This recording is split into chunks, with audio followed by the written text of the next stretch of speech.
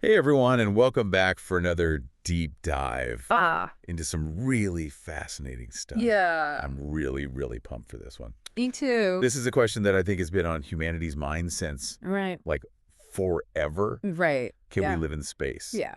So that's what we're going to try to get to the bottom of today. Absolutely. If you like this kind of content, make sure to like and subscribe. Oh, yeah. That helps us out a It ton. helps us out a ton. Yeah. So to get to the bottom of this, we're going to be talking about three different sources today. All right. We have A City on Mars, Great book. which is fantastic. Really so. And we have Spacefarers, Yeah. and then kind of a curveball, Yeah. Life Under Glass, which is the story of Biosphere 2, Right. Right. which, if you don't know, was this experiment to basically create a closed ecosystem here on Earth. Exactly.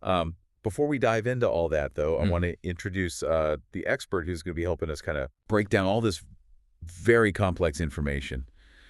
He is an expert in all things space, ecosystems, and the sheer audacity of humans to try to recreate Earth in a tin can. Thank you. I appreciate that. So It's a pleasure to be here. it's going to be a great, great deep dive. I think we should jump right in. Yeah, let's do it. So, I mean, I guess the first question is like the big picture question. Why are we even talking about space settlement in the first place? Right. Right. I mean, when you see it in the movies, it's always like super sleek and futuristic and like this, It's an escape from Earth. yeah, an escape from all of Earth's problems. Right.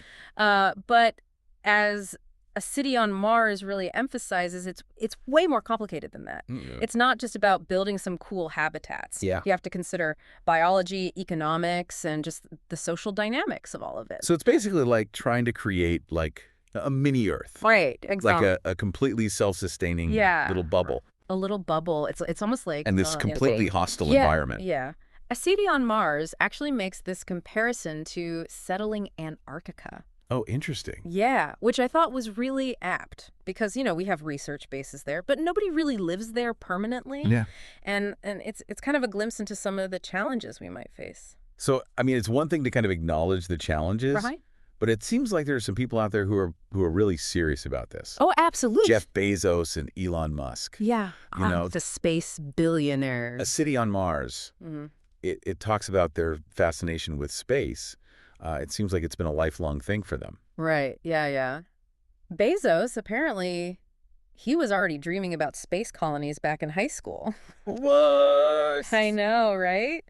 And Musk, even before he founded SpaceX, he was looking into sending like a mini ecosystem to Mars, like some kind of proof of concept. Okay. Yeah. So So they're putting their money where their mouth is, basically. they are, yeah. And it's, a lot of people are skeptical, right? Yeah. They say it's a vanity project or whatever, Yeah. but you can't deny their genuine belief in it. Yeah.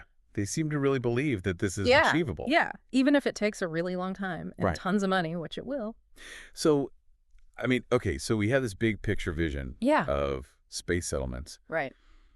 but how do we get from here to there? Like, what are the stepping stones? Well, I think, Biosphere 2, as you mentioned earlier, Right. was a really fascinating attempt to Yeah. kind of bridge that gap. Yeah, sure. I mean, it was this incredible project, Mhm. Life Under Glass, describes it in detail. Okay. It was like a 3-acre, completely sealed environment Right.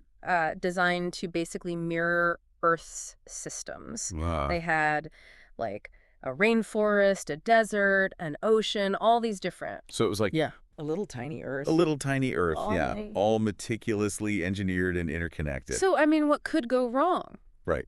That was the thinking Well, at the time. It seems like there was so much optimism Oh, tons of optimism. around this initially. And then, well, things got real. Oh, boy. Things went south, didn't they? They did. Yeah. Life Under Glass and the human experiment.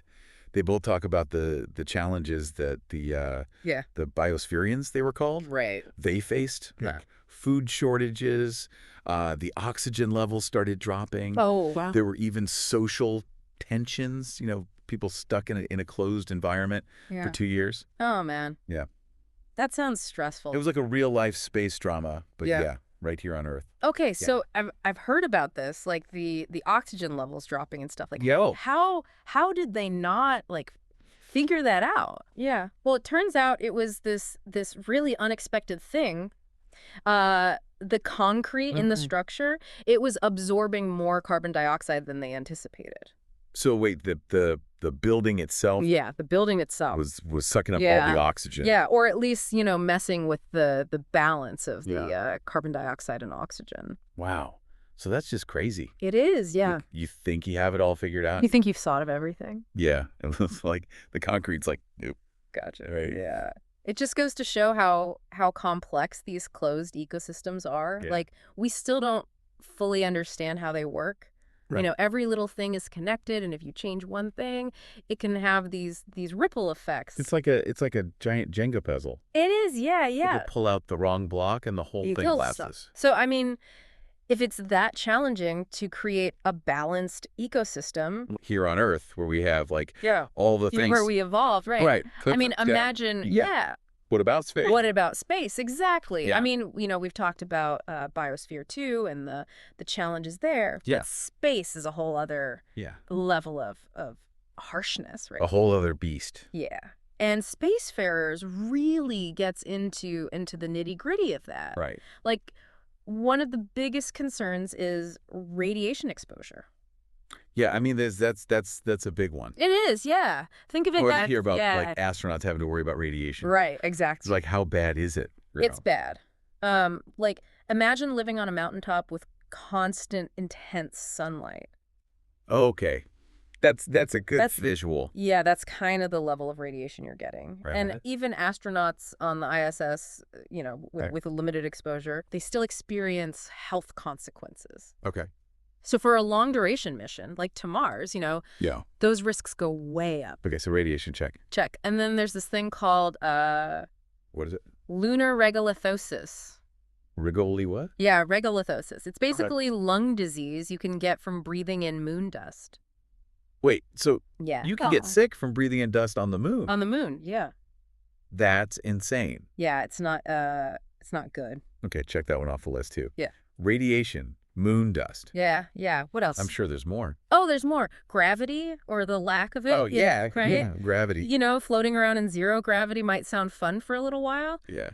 But long-term exposure, it messes with your body. In what way? Your bones and muscles deteriorate. Oh, right. Yeah. Astronauts on the ISS, they have to exercise for hours every day. Really? Just to counteract those effects. Wow. So, yeah. So, I mean, it's almost like our bodies are just not made for space. Right. I mean, does that mean, we can't have babies in space? That is a question scientists are trying to answer. Really? Yeah. Wow. Spacefarers mentions this project called Micehab. Okay. They're sending pregnant mice to space to see if mammals can even gestate properly in artificial gravity. I did not know that was happening. Yeah, it's wild. Yeah. And the results could have huge implications for the future of, human reproduction beyond Earth. Wow. Okay, so we have radiation. Right. We have moon dust that makes you sick. Yes. We have no gravity. Right. And now we're talking about, can we even have babies in space? It's a lot. This is, yeah. It's a lot to overcome. It is. So is there any hope? Well, Spacefarers does explore some potential solutions. Okay. A lot of it comes down to technological innovation. Right. Like, one idea is space tethers. Okay. Which could basically act as a space elevator. What? Yeah, offering cheaper access to orbit. So instead of having to use these massive, expensive rockets. Yeah. And then there's ion propulsion, which is way more fuel efficient than traditional rockets. Okay. It's slower, but it could make deep space travel more feasible. So it's we're still figuring out the tools Right. that we need. We're in the very early stages. Yeah. Okay. So space tethers, ion propulsion. Yeah. These sound like things that could potentially make it easier and more affordable to get to space. Exactly. But then once we're there, what's the economic? Right. That's the big question. Viability of all this. Yeah. I mean, is space exploration even financially sustainable? Right. One area that people are looking at is space tourism. Oh, right. Yeah. What? Companies like Bigelow, right. They're working on these inflatable space hotels, and SpaceX has, their whole plan for lunar tourism. Yeah. So it's expensive now, but what is? Yeah. I guess The idea is that as technology gets better and cheaper, then more people can go. would afford it. Right. Okay, so it seems like we're still in this very early kind of Wild West. Yeah, it is like the wild phase where there's all this potential, yeah, but also a lot of uncertainty. A lot of uncertainty. Yeah. So speaking of uncertainty, I mean, who makes the rules? Yeah, that's a good question. Out there. Yeah. I mean, it is kind of a free-for-all right now. Yeah. A City on Mars talks about the Outer Space Treaty, Okay. which was signed back in 1967. Yeah. Okay. And it's kind of the foundation of international space law. But it's pretty ambiguous, especially when it comes to things like resource extraction. So are we headed towards like a space gold rush? It's possible. Where everybody's just trying to claim everything. Yeah. A City on Mars actually draws this really interesting parallel to the Antarctic treaty system. Okay. You know, there was this proposal called CRAMRA, which was aimed at opening up Antarctica for mining. And that didn't... And it ultimately, it didn't go through because there were all these concerns about, you know, sovereignty disputes and environmental damage. So it's like, we've kind of been here before. We have. And a way. And the question is, can we learn from those past mistakes? So it sounds like we really need... We do. Like a set of rules. Yeah, some kind of framework. Like space. Just like we're trying to do for the oceans and for climate change. Yeah. It's like a whole other level of that. It is, yeah. And it's not just about preventing conflict. It's about ensuring that the benefits of space exploration are shared by all of humanity. So it's not just another playground for the... Exactly. A City on Mars actually uses this phrase, space collaboration. Space collaboration, okay. Instead of a space race, more like the International Space Station, which, you know, has been a pretty successful example of international cooperation. So it sounds like space settlement isn't just about building rockets and habitats. It's about creating like a sustainable for humanity beyond a just future. Yeah, beyond Earth. That's the big picture. Okay. But with all these challenges that we've talked about. The biological hurdles, the technological limitations, the ethical complexities. I mean, is it even realistic to think we can actually make a home? Yeah, that's the million-dollar question, right? Among the stars. And that's what we'll continue to explore in part 2 of this deep dive. Okay. We'll get more into the arguments in A City on Mars and space fairs. Okay. And we'll look at potential solutions, emerging technologies. Yeah. And we'll even touch on those fascinating and sometimes unsettling parallels between Biosphere 2 and the challenges of creating a human presence in space. Can't wait. So stay tuned. Yeah, stay tuned for part 2.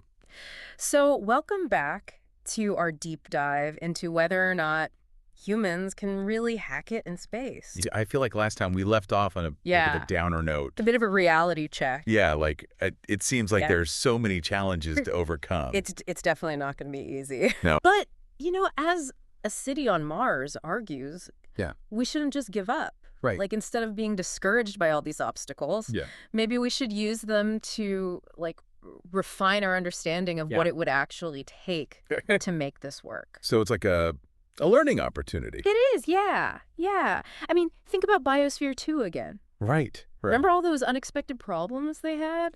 The oxygen. The oxygen thing with the concrete. Right. Those weren't just, like, technical glitches. They were systemic issues. Yeah. They show just how interconnected these closed environments are. Yeah. It's like you mess with one thing. Right. And it's like that butterfly effect, but like on a massive scale. Yeah, it's like a butterfly in the Amazon flaps its wings, and then suddenly there's a chaos on Mars in Florida. Yeah, exactly. Yeah. And you can bet those ripple effects would be even crazier on Mars. Right, because it's a completely different... A totally alien environment. Yeah. So, okay, I guess the question is, do we just throw in the towel? Well, I wouldn't say that A City on Mars actually proposes this interesting framework. They call it the survival cathedral approach. Survival cathedral. Yeah. It's basically the idea that instead of seeing space settlement as an escape from Earth's problems, we should see it as a way to safeguard humanity's future. Okay, that's interesting. Yeah. So like a backup of humanity. Exactly. It's like, imagine a space settlement that's not just for living, but also for preserving knowledge and biodiversity. Like an ark. Yeah, like a cosmic ark. Yeah, okay. Yeah, but here's the thing. What? This approach also raises some pretty big ethical questions. Like what? Like, should space settlements just be a copy of Earth? Yeah. With all its, problems? Or should we try to create something totally new? Like, do we bring our baggage? Yeah, exactly. Do we repeat the same mistakes? Right. It's like, if we have a chance to start fresh, do we take it? It's a big question. Okay, so big picture survival cathedral. Right. But let's talk about some of the more practical challenges. Like, how do you even start a space colony? Right. A city on Mars dives into this concept called minimum viable population. Okay. It's basically the minimum number of people you need to avoid inbreeding and maintain genetic diversity. Like a self-sustaining population. Exactly. And it's way more than just sending a few astronauts. Right. It's about establishing a whole population. So we need lots of people. Right. But then how do we pay for all this? Yeah, the economics of it are huge. Yeah, and what will people even do in space for work? Right. A city on Mars actually talks about the history of company towns. Okay. Where companies basically controlled everything. Right. But they point out that most companies weren't interested in, managing every aspect of their workers' lives. Right. So a space settlement based solely on company control might not be the best model. Right. So we need to think about not just the technology, but also the social and economics. The social and economic structures. Yeah. And that's where Spacefarers comes in. Okay. It really explores some of the technological solutions that could make this more feasible. Okay, like what? Well, we talked about space tethers before. Right. Yeah. They could revolutionize access to space. Yeah. Make it way cheaper and easier to get there. So instead of these giant... Yeah, no more giant rockets. You can just kind of... Yeah, it'd be more like... Take an elevator. Take a train. Yeah, exactly. Wow. And then there's also the potential for using resources in space to create self-sustaining settlements. Right, like mining on... Yeah, mining on the moon. Or Mars. Even asteroids.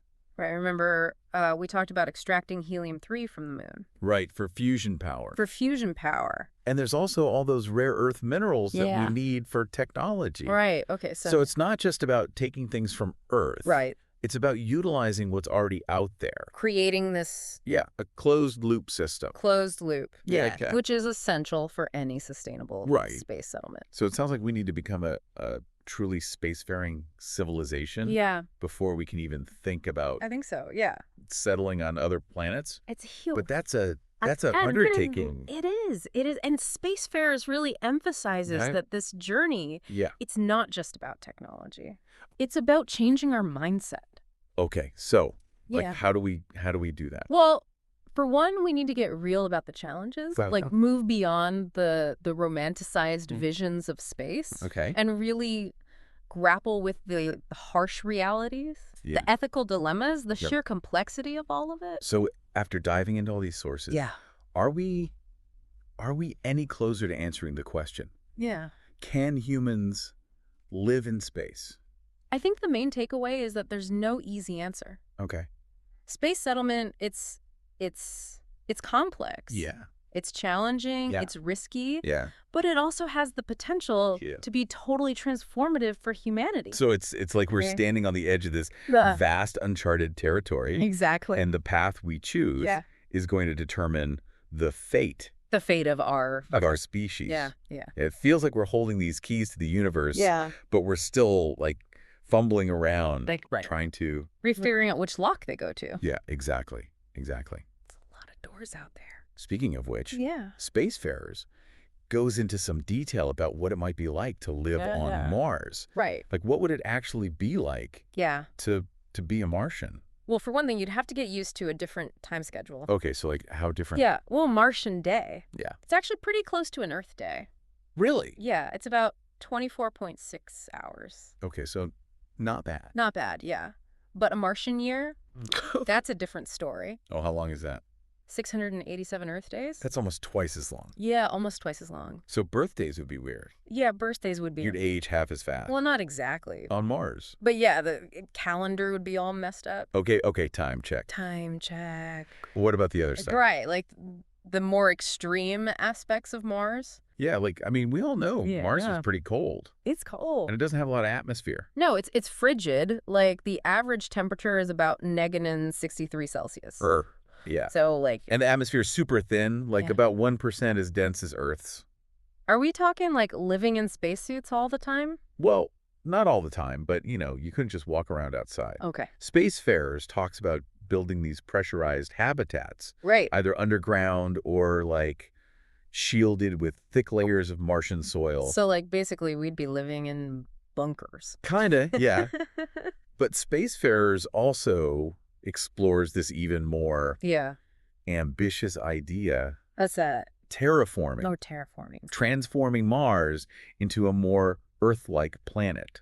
I mean, that sounds... It does sound like science fiction. Straight out of science fiction. Yeah, but the basic idea Okay. is that you release greenhouse gases into the Martian atmosphere to trap heat. So you're basically, like, intentionally creating... Yeah, controlled... global warming. Yeah, exactly. Exactly. And, you know, this could warm the planet. Okay. Thicken the atmosphere. I mean, it could even melt the ice caps. Right, which could release more water. Wow, we're like playing God. Right. It's like planetary engineering. With Mars. But it wouldn't be easy, and it would take a long time. Yeah, like how long are we talking? Centuries, probably. Centuries. Maybe even millennia. Oh, wow. Yeah, it's a long game. But I guess Spacefarers is saying that it's not totally... Right, they're saying it's not impossible. Impossible. Yeah. Okay, but let's say, hypothetically, we do manage to make Mars habitable. Right. Then what? Then the question becomes, can we build a real Martian society? Right. Not about just a bunch of outposts. Spacefarers actually draws this parallel to the history of exploration on Earth. Okay. You know, like the early pioneers who ventured into uncharted territories. Yeah, and that didn't always... Right. It was tough. Go so well. Earth made a lot of mistakes. Yeah. And creating a just and stable society was a constant struggle.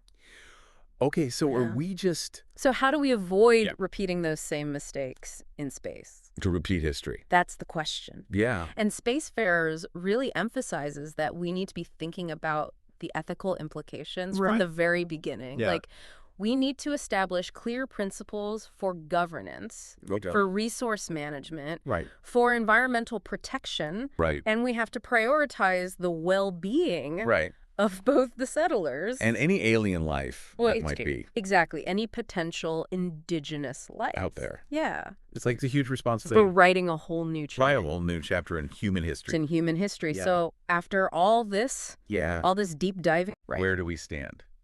I think the big takeaway is that it's complicated. There's no easy answer. Right. Space settlement is incredibly complex. It's challenging. It's risky. But it could also be amazing. It could be transformative. Yeah, it really could. It forces us to think in new ways. Yeah. To confront our limitations. To be better. To push the boundaries of what's possible. Yeah, and to think about our relationship with Earth. With our own planet. In a whole new light. Yeah, it's kind of both humbling. Humbling and exhilarating. And exciting. At the same time. Yeah. To think that, like, we're alive. Right. At a moment in history. In history. Yeah. Where this is even... Where it's even a possibility. A possibility. Yeah. So, listener, as you're contemplating all of this, the vastness of space. Right. And the potential for us to go out there. I want to leave you with a final thought-provoking question. Okay. From City on Mars. Yeah. If we do manage to make this happen. Yeah.